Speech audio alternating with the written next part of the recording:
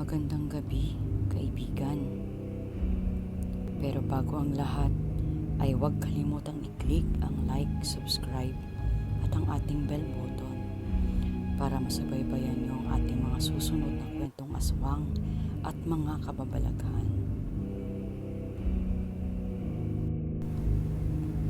Umpisahan na natin ang ating kwento.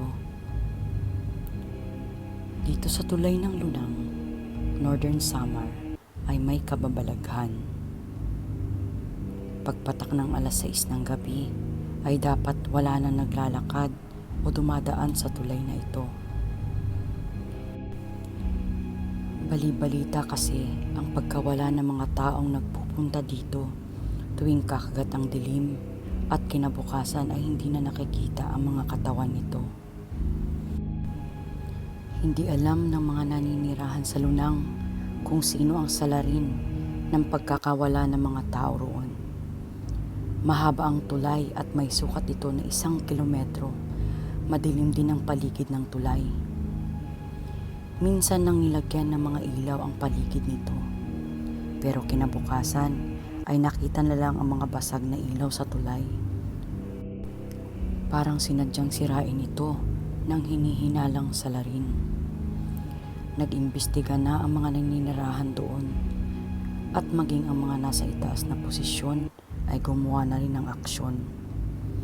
Ngunit tila ba matalino ang salarin dahil walang nangyayaring masama sa oras na may nagbabantay sa tulay. Para bang alam ng salarin na ito kung kailan mambibiktima at kung kailan magtatago. At sabi-sabi din ng mga tao doon na baka isang killer ang pumapatay at dumadakip sa mga biktima kaya hindi na nakikita ang mga ito.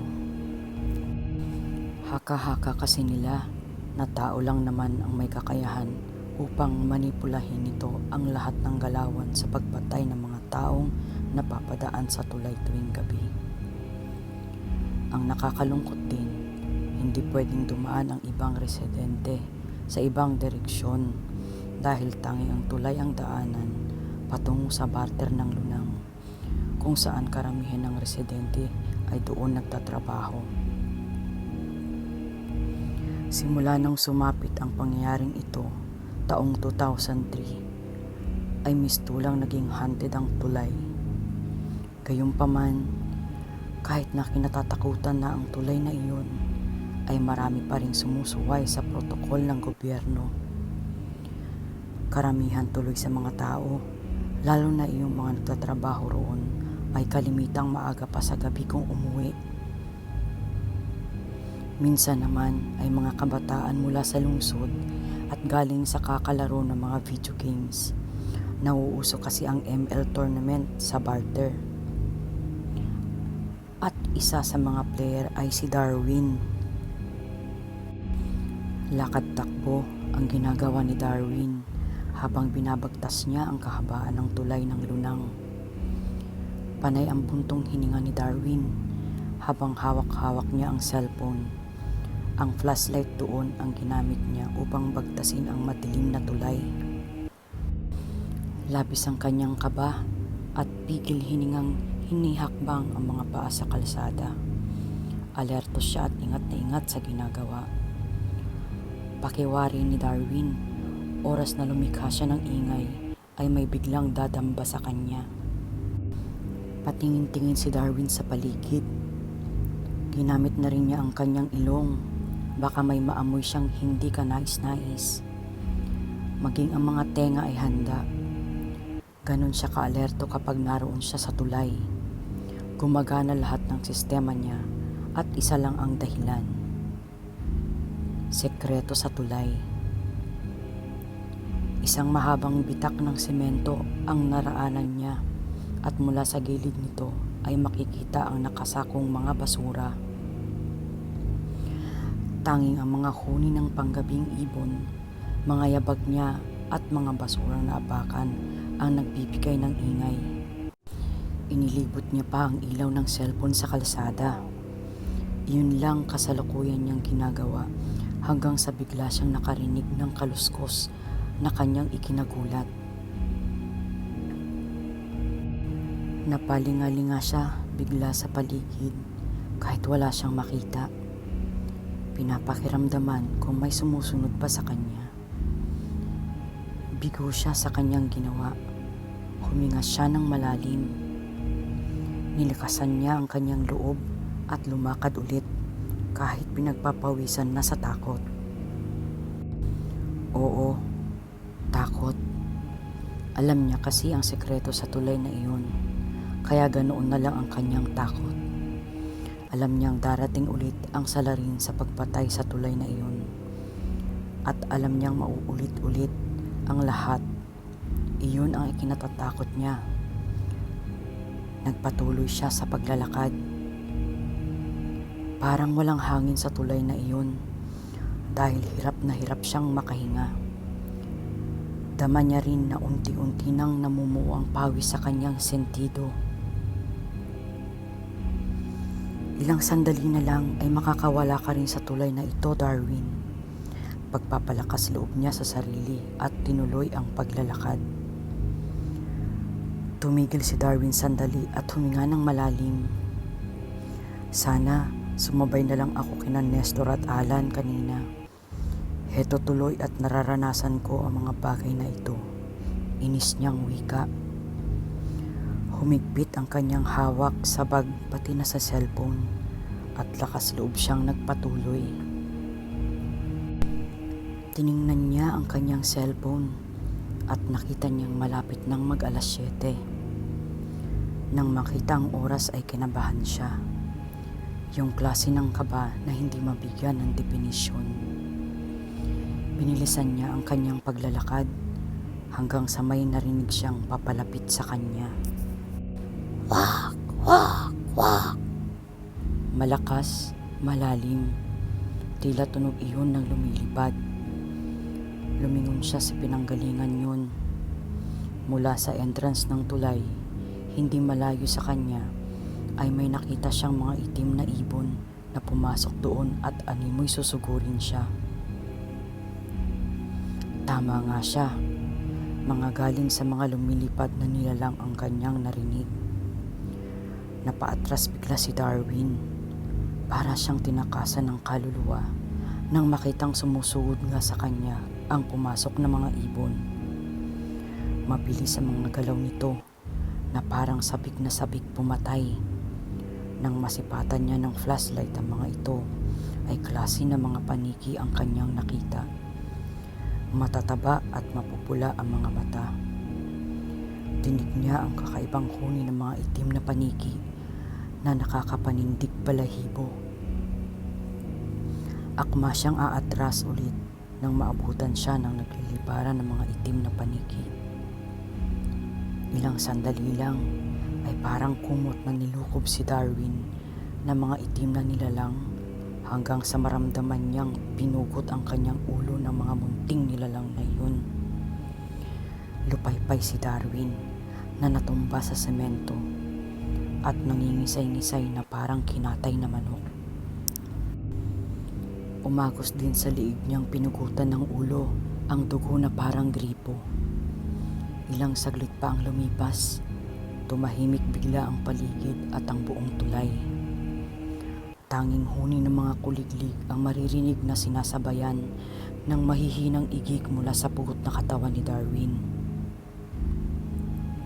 Sa di kalayuan, naroon ang ulo ng binata kasama ang bituka nito.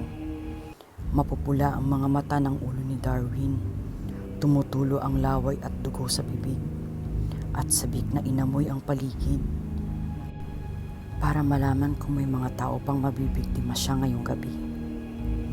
Lumipad ang pugot na ulo ni Darwin sa buong tulay. Hindi pa nakakapangalahati sa kabilang dulo ng tulay ang pugot na ulo niya ay napangisi siya at iningat ang sarili sa hangin. May naririnig kasi siyang dalawang taong nag-uusap habang nagsisigarilyo. Sigurado ka ba rito, Nestor? Baka mamaya may mga tanod na namang magpatrolya at mahuli tayo, sabi ni Alan bago inihulog sa semento ang upos ng sigarilyo at tinapakan. Narinig ng pugot na ulo ni Darwin na humahalakhak si Nestor. Hindi yan. Gagawin lang natin to para magtanda na si Darwin. Dahil sa galing niya sa online games ay di man lang tayo maka-score. Kaya tatakutin natin siya para bukas ng gabi tayo naman ang tanghalin na champion. Sabi nito na ikinangisi niya. Doon niya napagtanto na tama lang pala na hindi siya sumama sa dalawa. May masamang balak pala ang mga ito sa kanya. Ngayon ay baliktad ang sitwasyon. Siya na ang may balak. Kaya naman, para masindak ang dalawa, ay mabilis lumipad ang pugot na ulo ni Darwin at pasugod na lumapit sa kanila. Wak! Wak! Wak! Nagulat bigla ang dalawa. Namilog ang mga mata nila. Nataranta at tila hindi malaman ang gagawin. Tumakbo na tayo, sigaw ni Nestor at inunahan sa pagtakbo si Alan. Medyo malapit na si Nestor sa kabilang entrance ng tulay nang salubungin naman siya ng mga paniking may mapupulang mata. Nilukob siya bigla ng mga paniki. Pinagtulong-tulungan siyang pagtutukain nito hanggang sa mapahiga siya sa semento. Nagkagulo ang mga paniki at kanya-kanyang hila sa mga bituka ni Nestor nang mabutas ang tiyan nito sa kakatukan ng mga paniki. Walang ibang nagawa ang binata kundi umiyak at umungol sa sakit. Pagkatapos ay binawian na siya ng buhay. Samantala, si Alan naman ay hindi agad napatakbo nang makita ang papalapit na pugot na ulo ng aswang sa kanya. Tumutulo ang laway mula sa nakalawit na dila at nanilisik na mga mata na ulo ni Darwin. Titig na titig lang si Alan sa animoy naghihipnotismong mga mata ng aswang. Akmang aatras siya, pero bago pa man siya makatakbo, namalaya na lang niyang pumulupot ang mahaba nitong bituka sa kanyang katawan, kaya hindi siya nakagalaw at kinagat ng aswang ang kanyang mukha. Napaigtad si Alan nang maramdaman niyang lumusot sa eye socket niya ang kanyang kaliwang mata bago sumirit ang masagana nitong dugo. Nang gabing iyon, kapwa walang nagawa sina Nestor at Alan kundi magsisigaw sa labis na sakit, takot at hilakbot. Nginat-ngat pa ng pugot na aswang ang kanilang mga lamang loob at katawan kahit mga patay na hanggang sa maubos ang mga iyon.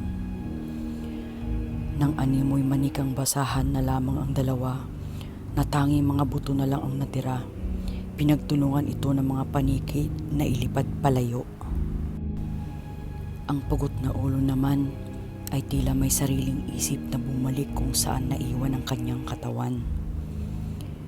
Tigla manananggal na nag-isa bago dahan-dahang bumalik sa dating anyo. Ang dating anyo ng binatang si Darwin. Bumalik ulit siya sa normal na katawan. Parang walang nangyari sapagkat wala ni isa siyang dugo. Sanay na siya roon. Sanay na rin siya na baka bukas ay malinis na naman ang tulay at ang pagkamatay ni Nestor at Alan ay mananatili na lamang sekreto. Iyon kasi ang sekreto ng pamilya niya na dati pa niyang tinutulan. Kapag kasi naririnig niya ang huni ng mga paniki at alam niyang pamilya iyon at nagpalit anyo bilang malalaking ibon, lalapitan ulit siya nito at lulukob ang mga ito sa katawan niya pagsapit ng alas 7. Doon mapupugot ang ulo niya at iyon na ang mangyayari. Totoong sanay na siya, pero natatakot pa rin siya sa mangyayari. Alam niyang marami na silang nabiktima simula nang lumipat sila sa lunang Northern Summer taong 2003. Gusto na niyang pigilan ng mat-ina pero hindi ito nakikinig. Pati tuloy siya ay natadamay. Iyon kasi ang pamahiin ng pinakalumang klase ng pugot mamo. Dapat nilang ipagpatuloy ang nakasanayang pamumuhay nila. Iho, gising! Pupungas-pungas na bumangon si Darwin. Labis siyang nagtaka kung bakit nakahiga siya sa bangketa sa gilid ng tulay. Nakatulog ba siya? Akala niya ay dinala siya ng mga magulang niya kagabi. Alam mo bang mahigpit na ipinagbabawal ang manatili rito buong gabi? Pasalamat ka't walang nangyaring masama sa iyo, sabi ng tanod na ikinaisip niya. Tulad ng nakasanayan, nagkunwari siyang walang naalala sa mga nangyari kagabi. Nagmamadali siyang lumakad pa uwi. Wala pa siyang hapunan at tiyak na hinihintay na siya sa bahay ng magulang. At tiyak ay nailibing na ng mga ito ang mga buto nila Nestor. Wala siyang magawa kundi sundin ng magulang. At ang lihim ng tulay ng lunang ay mananatili na lang na isang lihim. Lihim na si Darwin at kayo lang ang nakakaalam.